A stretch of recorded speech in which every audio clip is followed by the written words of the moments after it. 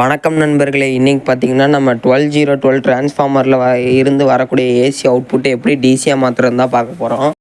இது வந்து நம்மளோட வேரியபிள் பவர் சப்ளைக்காக தான் நம்ம ரெடி பண்ணுறோம். அதனோட ஃபஸ்ட்டு பார்ட் என்ன பார்க்காம இருந்தீங்கன்னா அது நம்ம சேனலில் தான் இருக்குது. ஃபஸ்ட்டு பார்ட்டு வந்துடுங்க. இதில் பார்த்தீங்கன்னா 3 டேப்பிங் இருக்கும். ஒன்று வந்து 12, இன்னொன்று நடுவால் இருக்கிறது 0, இன்னொன்று வந்து 12. இதுக்கு பார்த்திங்கன்னா நம்ம வந்து ஃபுல்வே ரெக்டிஃபையர் தான் செய்ய போகிறோம். ஃபஸ்ட்டு அதில் இருக்கிற காப்பர் கம்பி நல்லா உங்களால் எவ்வளோ முடியுமோ அவ்வளோ சீவிக்கோங்க. அப்போ தான் அவுட்புட் கரெக்டாக வரும், இல்லாட்டி அவுட்புட்டு கரெக்டாக வராது. இப்போ பார்த்தீங்கன்னா நம்ம வந்து 3 ஆம்ப்ஸ் டயோடு யூஸ் பண்ணிக்கலாம், இல்லாட்டி 6 ஆம்ப்ஸ் டயோடு கூட யூஸ் பண்ணிக்கலாம். ஃபஸ்ட்டு நம்ம வந்து அதுக்கு ஹீட் ஸ்லீவ் போட்டுடுறோம். நீங்கள் வந்து 3 ஆம்ப்ஸ் ட்ரான்ஸ்ஃபார்மருக்கு 3 ஆம்ப்ஸ் டயோடே போட்டுக்கலாம். என்கிட்ட இப்போ 3 ஆம்ப்ஸ் டயோடு இல்லை, அதனால் வந்து நான் 6 ஆம்ப்ஸ் டயோடு யூஸ் பண்ண போகிறேன். நீங்கள் எத்தனை ஆம்ப்ஸ் டயோடு வேணாலும் போடலாம், அதனால் ஒரு பிரச்சனையும் வராது. பார்த்திங்கன்னா நான் 6 ஆம்ப்ஸ் டயோடு தான் போடுறேன். இதுக்கு வந்து நம்ம சால்ட்ரிங் ஃப்ளக்ஸில் வந்து வழக்கம் போல் டிப் பண்ணி எடுத்துகிட்டு சால்ட்ரிங் வச்சோம்னா தான் சால்ட்ரிங் நல்லா பிடிக்கும். நம்ம சேனல் இன்னும் நீங்கள் சப்ஸ்கிரைப் பண்ணாமல் பார்த்துட்டிங்கன்னா சப்ஸ்கிரைப் பண்ணி பக்கத்தில் இருக்கிற பெல் ஐக்கானை கிளிக் பண்ணிக்கோங்க. அப்போ தான் நம்ம ரெகுலராக போடுற வீடியோஸ் உங்களுக்கு வரும். இப்போ நான் வந்து டயோடை வந்து சால்ட்ரிங் வச்சுக்கிறேன். இதில் வந்து டயோடோட வெள்ளை கலரில் ஒரு கோடு இருக்கும். அந்த கோடு இல்லாத சைடு நம்ம வந்து சால்ட்ரிங் வச்சுக்கணும். நம்ம ஃபுல்வே ரெக்டிஃபையர் செய்கிறது வந்து ரொம்ப ஈஸி தான். அதே மாதிரி நம்ம அப்படியே சால்ட்ரிங் வச்ச மாதிரி இன்னொன்றையும் சால்ட்ரிங் வச்சுக்கணும். அதாவது நம்ம வந்து 12 அப்படிங்கிற டேப்பிங்கில் இருக்கணும். நடுவால் இருக்கிற 0 வந்து இப்போ நம்ம எதுவும் பண்ணக்கூடாது, அதை விட்டுறணும். 2 12லேயும் வந்து நம்ம அந்த டயோடோட வெள்ளைக்கோடு இல்லாத இடம் நான் இப்போ வீடியோவில் காட்டுற மாதிரி நீங்கள் சால்ட்ரிங் வச்சுக்கோங்க.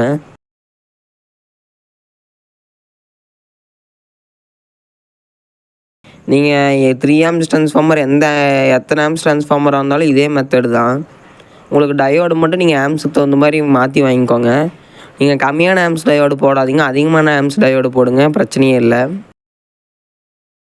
பார்த்திங்கன்னா நான் சால்ட்ரிங் வச்சுக்கிறேன். இப்போ ஹீட் ஸ்லீவ் போட்டுக்கலாம். அடுத்து இதுக்கு வந்து நம்ம ஃபில்ட்ரு ஆட் பண்ணணும். அதுக்கு பார்த்திங்கன்னா 25 வோல்ட்டு 4700 மைக்ரோஃபாரட் கெப்பாசிட்டர் எடுத்திருக்கேன். இப்போ வந்து அந்த கெப்பாசிட்டரோட மைனஸில் பார்த்திங்கன்னா நம்ம அந்த 0 டேப்பிங்கை சால்ட்ரிங் வைக்கணும்.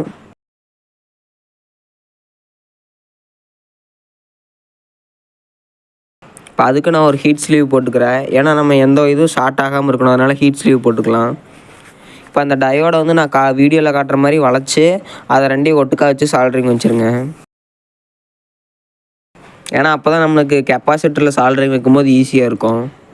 இதை பார்த்திங்கன்னா நீங்கள் ஒரு எம்டி டாட்டடு பிசிபியில் கூட வைக்கலாம். அந்த பிசிபியில் கூட நீங்கள் வந்து இந்த டயோடெல்லாம் ஃபிக்ஸ் பண்ணி நீங்களே ஒரு போர்டு செய்யலாம். அதை நான் வேணா சொல்லுங்கள், நான் வந்து ட்ரை பண்ணி போடுறேன். இப்போ அதனோட 0 டேப்பிங் வந்து நம்ம மைனஸில் கொடுத்தாச்சு. இப்போ அதனோட பாசிட்டிவ் வந்து நம்ம இந்த 2 டயோடையும் ஒன்றா இணைச்ச பகுதியில் கொடுக்குறோம்.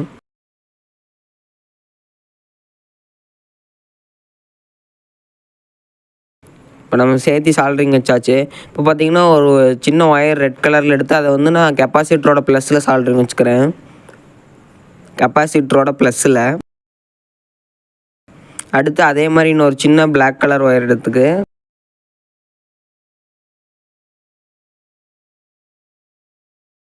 அந்த ஒயரை பார்த்திங்கன்னா கெப்பாசிட்டரோட மைனஸில் சால்ட்ரிங் வச்சுக்கிறேன்.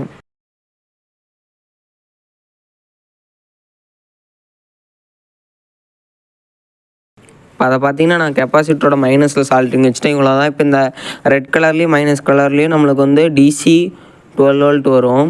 ஆனால் நீங்கள் 12 வோல்ட்டு ட்ரான்ஸ்ஃபார்மரை ரெக்டிஃபை பண்ணும்போது 12 வோல்ட் வராது, அதை விட அதிகமாக தான் வரும். ஒரு 16 வோல்ட்டு டு 20 வோல்ட் வரும். சில ட்ரான்ஸ்ஃபார்மரில் 20 வோல்ட் கூட வரும், சில ட்ரான்ஸ்ஃபார்மரில் 16 வோல்ட் வரும்.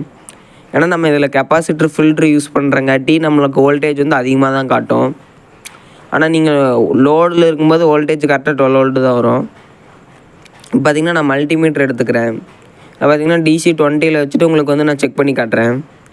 அதில் வந்து உங்களுக்கு ஏசி வரும். ஸோ ஏசியில் கை வச்சிடாதீங்க. இப்போ பார்த்திங்கன்னா நம்மளோட ட்ரான்ஸ்ஃபார்மரில் வந்து டிசி 18 வோல்ட் வருது. அவ்வளோதான், இந்த வீடியோ முடிஞ்சிருச்சு. ஓகே, நெக்ஸ்ட் ஒரு நல்ல வீடியோவில் பார்க்கலாம்.